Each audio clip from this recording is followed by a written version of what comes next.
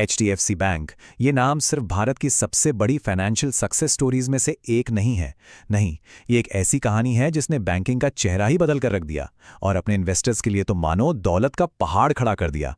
तो चलिए आज इसी बैंकिंग टाइटन की कहानी को जरा और करीब से समझते हैं। चलिए सीधे पॉइंट पर आते हैं। जरा इस नंबर को देखिए, 300 गुना।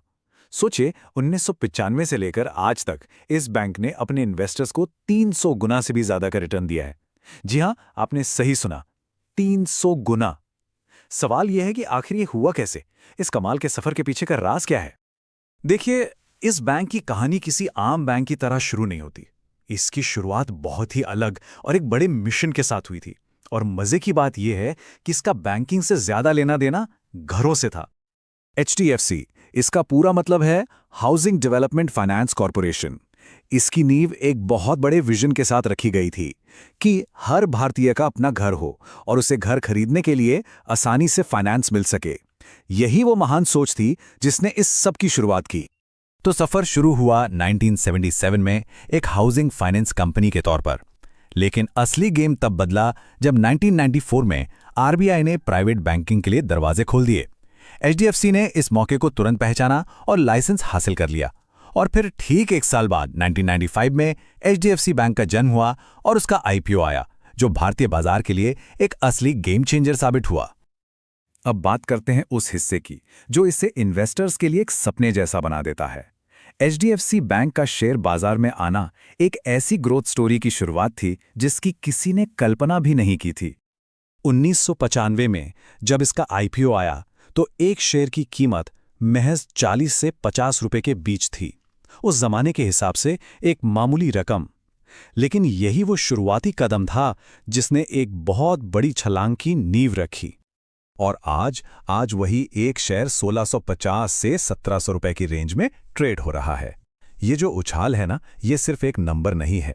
ये दशकों के भरोसे, दमदार परफॉर्मेंस और सही स्ट्रैटेजी की कहानी कहता है। अगर इसे और भी आसान शब्दों में समझना हो तो सोचिए, अगर किसी ने 1995 में सिर्फ 1 लाख रुपए लगाए होते तो आज उनकी कीमत 30 लाख रुपए से भी ज्यादा होती। सच में मार्केट में ऐसे कमाल के रिटर्न देने वाले शेयर बहुत कम ही मिलते हैं। लेकिन सवाल फिर वही है कि ये लगातार कामयाबी आई कहां से? देखिए, किसी भी बड़ी संस्था की तरह इसका जवाब है उसकी लीडरशिप। एक ऐसी दूरदर्शी लीडरशिप जिसने न सिर्फ बैंक का कल्चर बनाया बल्कि उसके प्रदर्शन को भी आसमान पर पहुंचा दिया। बैंक की सबसे बड़ी ताकत हमेशा से उसकी लीडरशिप रही है। एक तरफ थे आदित्य पुरी, जिन्होंने 2 दशकों से भी ज्यादा समय तक बैंक को लीड किया और उसे भारत का नंबर 1 प्राइवेट बैंक बना दिया। फिर 2020 में कमान संभाली शशिधर जगदीशन ने। अपने 30 साल के अनुभव के साथ वो अब नई पीढ़ी के लिए डिजिटल बैंकिंग और टेक्नोलॉजी पर फोकस कर रहे हैं। और कहानी यहां खत्म नहीं होती। हाल ही में बैंक ने एक बहुत बड़े बदलाव की तरफ कदम बढ़ाया है। एक ऐसा कदम जो आने वाले कल में इसे और भी बड़ा और ताकतवर बनाने का वादा करता है। HDFC लिमिटेड और HDFC बैंक का मर्जर ये एक ऐतिहासिक फैसला था। अब ये सिर्फ एक बैंक नहीं रहा, ये एक ऐसा फाइनेंशियल पावर हाउस बन गया है जो हाउसिंग फाइनेंस, बैंकिंग और डिजिटल पेमेंट्स तीनों की ताकत को एक साथ ले आया है। तो भविष्य में ग्रोथ का इंजन क्या होगा? इसका जवाब खुद भारत की इकोनॉमी में छिपा है। जैसे जैसे देश की इनकम बढ़ रही है, क्रेडिट की मांग भी तेजी से बढ़ रही है। डिजिटल पेमेंट्स का जो बूम हम सब देख रहे हैं, HDFC उसे भुनाने के लिए पूरी तरह से तैयार है। और अब बैंक सिर्फ बड़े शहरों तक ही सीमित नहीं है, बल्कि छोटे शहरों और गांवों तक अपनी पहुंच बढ़ा रहा है। और इन सब के ऊपर विदेशी निवेशकों का बढ़ता भरोसा इसकी ग्रोथ को और मजबूती दे रहा है। लेकिन हाँ, आगे का रास्ता हमेशा फूलों से भरा नहीं होता। भविष्य को लेकर एक बैलेंस्ड नजरिया रखना बहुत जरूरी है, जिसमें हम मौकों के साथ साथ आने वाली मुश्किलों पर भी नजर रखें।